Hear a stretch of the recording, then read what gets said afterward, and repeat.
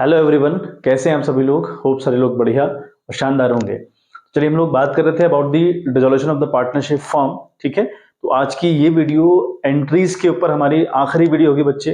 Then कल से हम सीखेंगे how to prepare the realization account, हम किस तरीके से बनाते हैं ये हम लोग सीखेंगे। और जो आगे की अकाउंटिंग रहती है, partners loan, partners capital and the bank account is most important, इनकी हम लोग बात करेंगे। तो बेसिकली जो एंट्रीज वाली वीडियो है या जो कॉन्सेप्ट एंट्री वाले हैं, सारे मैंने आपको कवर अप करवा दिए।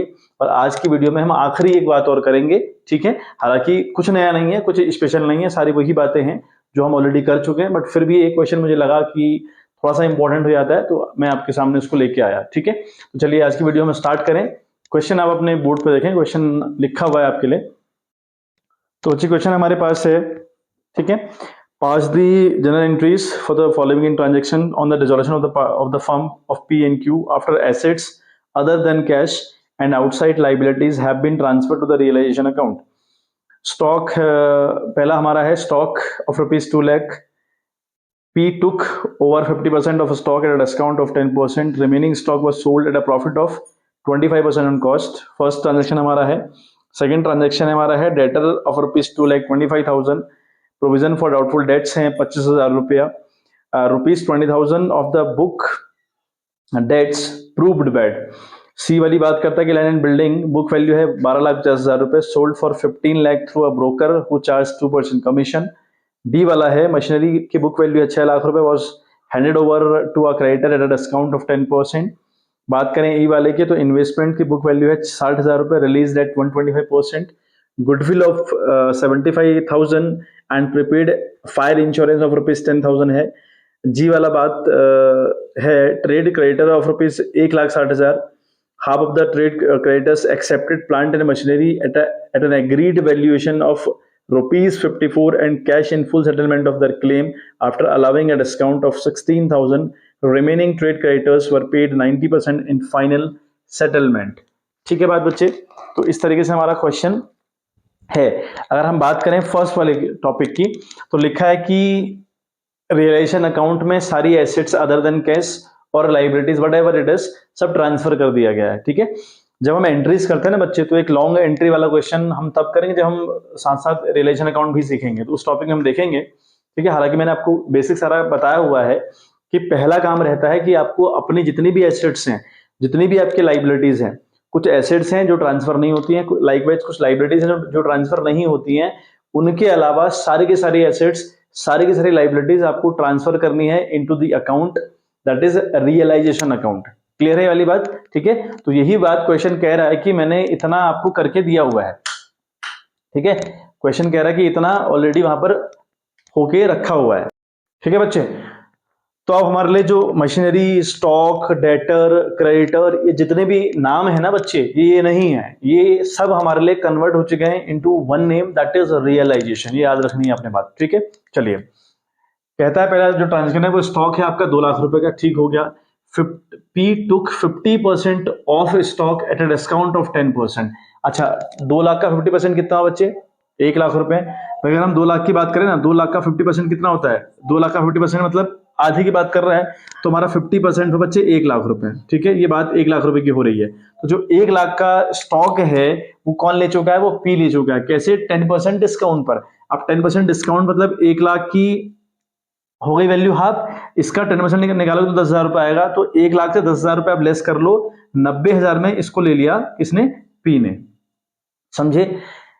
2 लाख का हाफ कितना हुआ? 50% कितना हुआ? 1 लाख। उस 1 लाख का 10% निकाला, वो आता है 10,000। तो उस 1 लाख से 10,000 कम किया तो अल्टीमेट बचता है 90,000 रुपए।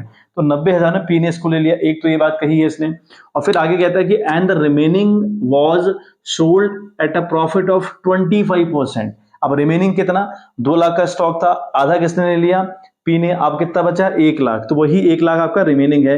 इस 1 लाख को हमने 25% के प्रॉफिट पर सोल्ड आउट कर दिया। 1 लाख का 25% होता बचे 25,000 रुपए। तो जो 1 लाख का स्टॉक था आपने उसको बेच दिया 1,25,000 में। तो जरा सोचो, आपके बैंक में 1,25 आया होगा कि नहीं आया होगा? बिल्कुल आया होगा। तो एंट्री क्या बनेगी बच्चे? एंट्री बनेगी आपकी बैंक अकाउंट डेबिट। हम लोग करने वाले हैं bank account debit with rupees 1,25,000। समझ में आ रही है बात? 1 लाख का जो रिमेनिंग स्टॉक था वो आपने सोल्ड आउट किया 25% प्रॉफिट पर। तो 1 लाख का 25% होता है बच्चे 25,000 रुपए। ऐड करने के बाद 1,25 तो ये हो गया। बाकी 1 लाख का जो स्टॉक था वो टेक ओवर किया है पी ने। कितने में? 90,000 में। ठीक है, तो पी ने अगर लिया है, पी ने ऑन द स्पॉट पैसे थोड़ी दिए होंगे, इसकी हम रिकवरी फ्रॉम पी करेंगे। अगर हम रिकवरी करेंगे तो हम पी को डेबिट करेंगे बच्चे। तो यहां पे लिखेंगे P is capital account debit. ठीक है, पी का जो कैपिटल अकाउंट है वो भी आपका डेबिट जाएगा विद ₹90,000। आई बात समझ में? और 2 होगा रियलाइजेशन। 2 होगा बच्चे रियलाइजेशन। ठीक है, ये आपका रियलाइजेशन अकाउंट क्रेडिट जाएगा। ठीक है, चलिए 5, 9, 2, 11 की कैसे 2,15,000 में। तो यहां पर हम लिखेंगे being 50% stock took over by P and remaining stock sold out at a profit of 25%। ये इसकी बच्चे नरेशन आएगी। होप सो पहला आपका मामला क्लियर हुआ होगा।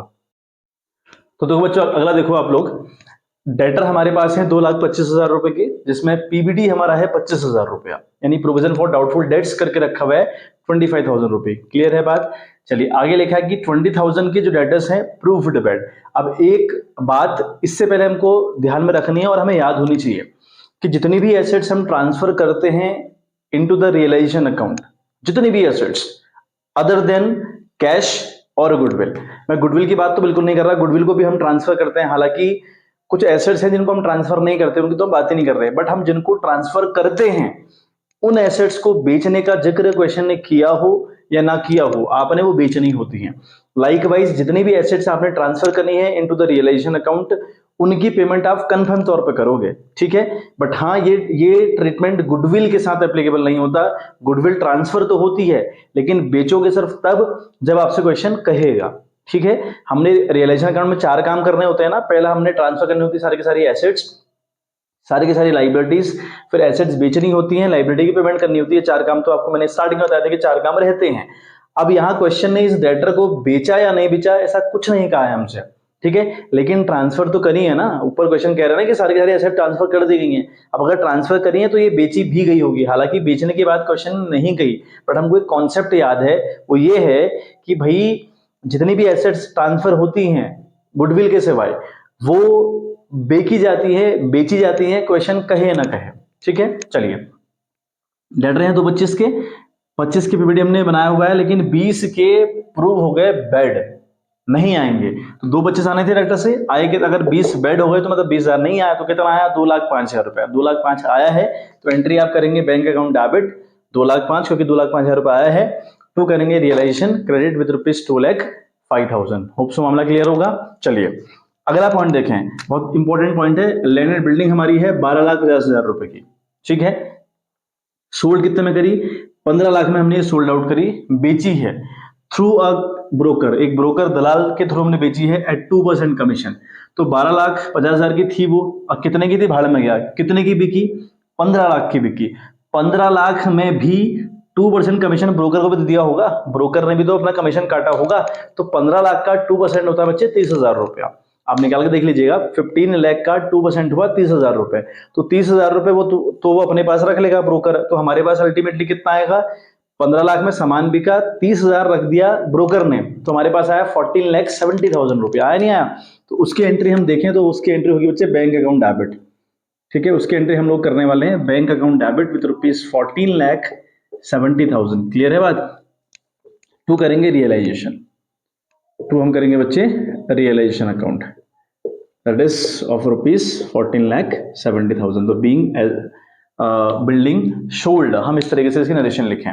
अगला हमारा है मशीनरी की वैल्यू है 6 लाख रुपए। ठीक है, handed over to a creditor. ये जो 6 लाख की मशीन है हमने किसको हैंड ओवर कर दी? ये हमने हैंड ओवर कर दी है क्रेडिटर्स को, है ना, एट अ डिस्काउंट ऑफ 10%। ठीक है, एट फुल सेटलमेंट भी लिखा हुआ था। ठीक है, तो हमने क्या करा, ये जो मशीनरी है 6 लाख रुपए की अपने क्रेडिटर्स को दे दी और सेटलमेंट पूरा करवा लिया। मतलब हमने अपनी एसेट देकर अपनी एक लाइबिलिटी को समाप्त करवाया, सेटल करवाया।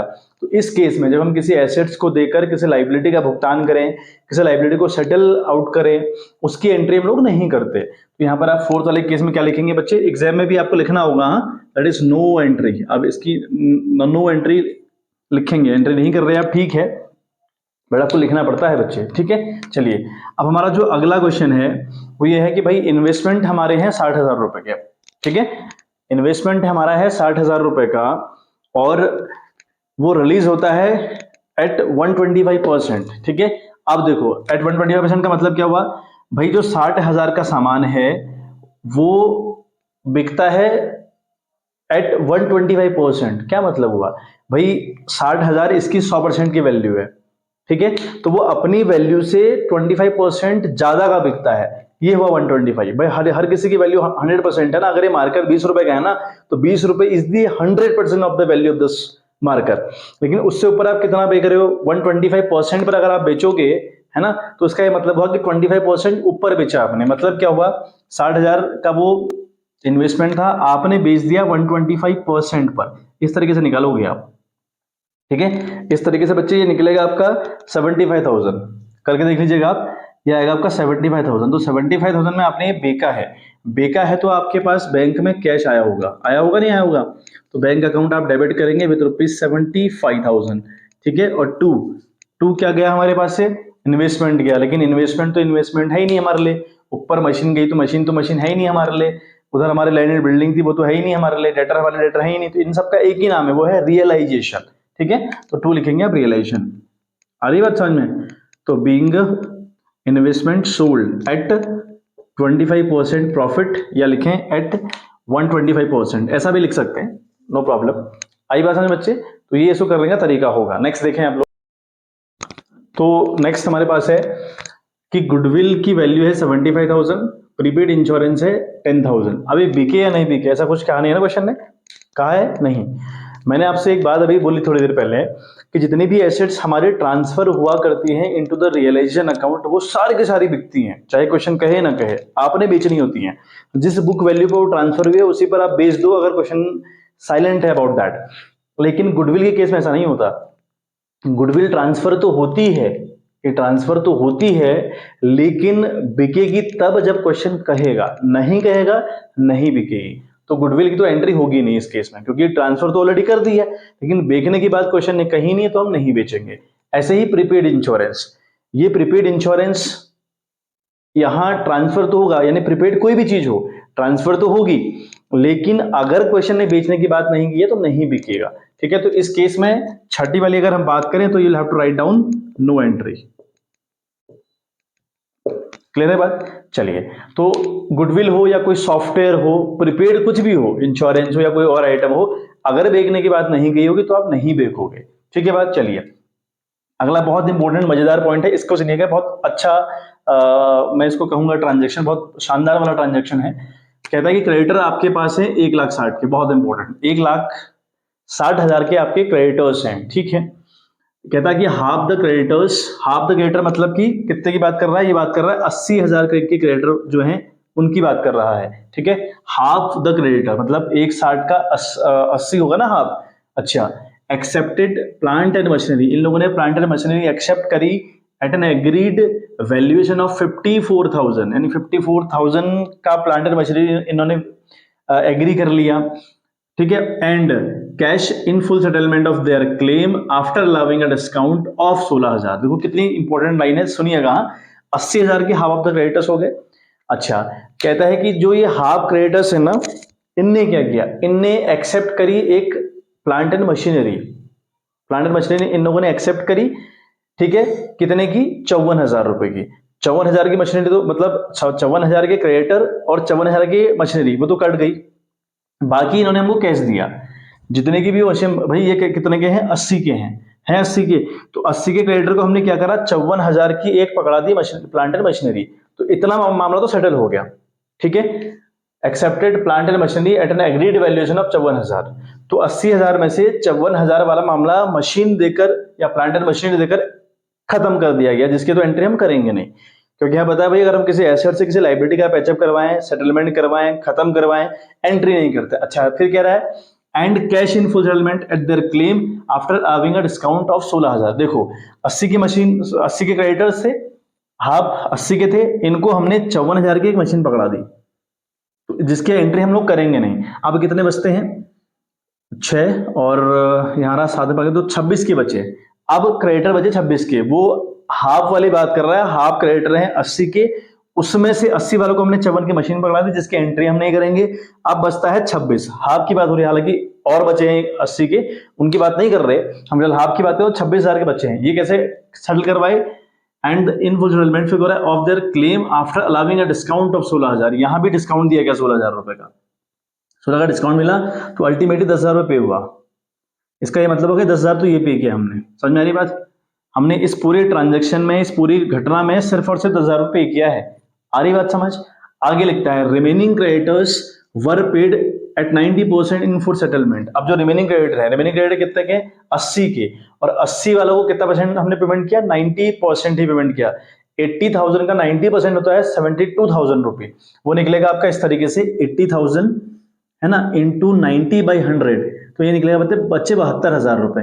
तो 72,000 हमने ये पे किया, 72,000 ये पे किया, 10 हमने ये पे किया, तो कुल मिलाकर हमने 82,000 पे किया अपने क्रेडिटर्स को। आ रही है बात समझ में?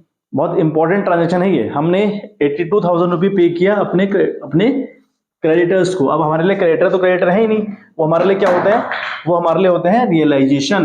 तो एंट्री आप लोग करोगे, ठीक है, एंट्री आप करोगे रियलाइजेशन अकाउंट डेबिट, ठीक है, रियलाइजेशन अकाउंट बच्चे आप डेबिट करेंगे विथ ₹82,000 एंड 2 आप करेंगे बैंक, क्योंकि अल्टीमेटली आपके वहां से कैश तो गया ना, तो 82,000 बीइंग